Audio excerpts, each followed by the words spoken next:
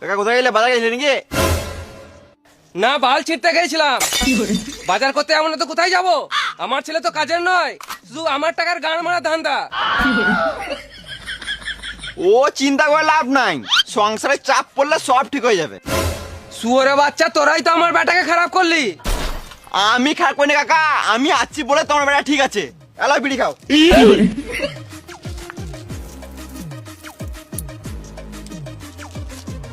আমার ছেলে নষ্ট হয়ে গেছে, ওকে আর ঠিক করা যাবে না। এটা বয়সের দোষ। তুমি কি ছোটবেলায় বাবার পকেট থেকে বিড়ি চেপে খাও নাই? আমার বাপই ছিল না।